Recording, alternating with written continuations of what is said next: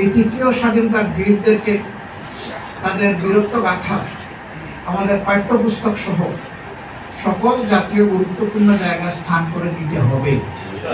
বরঞ্চ এসেছি তাদের কাছ থেকে অনুপ্রেরণা নেওয়ার জন্য। তারা বড়ই সৌভাগ্য। তোমাদের বেঁচে থাকা বেড়ে ওঠা আল্লাহই রহমত দিয়ে দেখে দিবে, আর মানুষ হিসাবে আমরা তোমাদের পাশে থাকবো।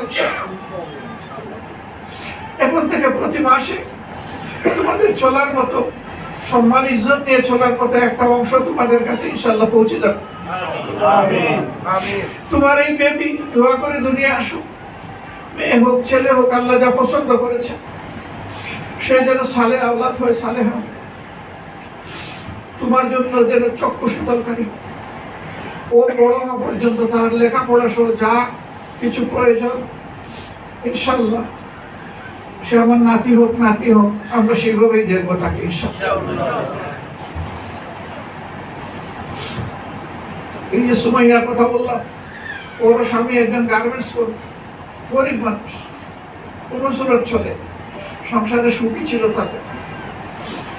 তার বাচ্চাটার ক্ষেত্রে আমরা আল্লাহর উপর ভরসা করে একই কথা বলে এসেছি, যেখানে যাই নিজেকে ধরে রাখতে পারি না।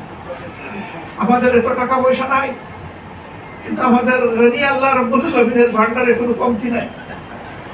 আমরা তার উপরেই ভরসা করে এই কথাগুলো বলার চেষ্টা করেছি।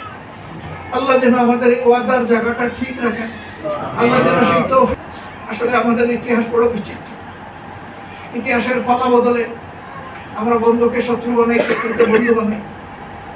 এরকম যে জাতি করে, এই জাতি কোনোদিন বিশ্বের দরবারে নিজের বিবেকের কাছে সম্মানিত হতে পারে না।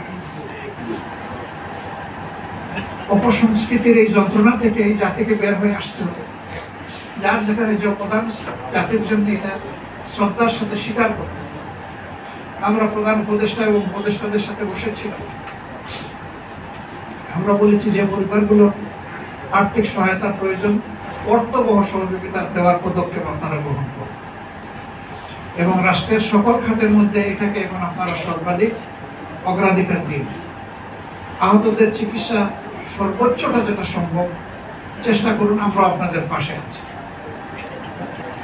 সকলেই বলছে এটা আমাদের দ্বিতীয় স্বাধীনতা, আমার দৃষ্টিতে এটা আমাদের তৃতীয় স্বাধীনতা।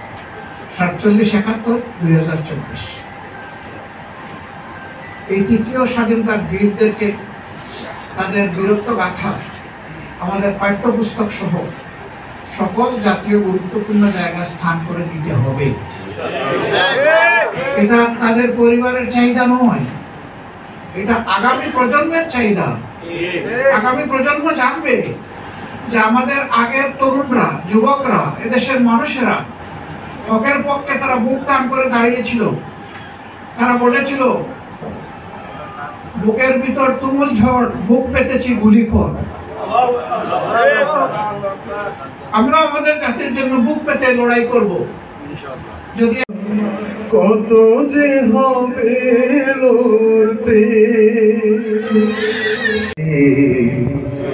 দুঃখ কি আর, দুঃখ কি আর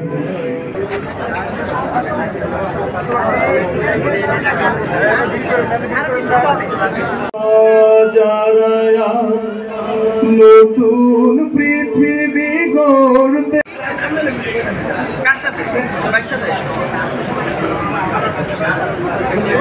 পৃথিবী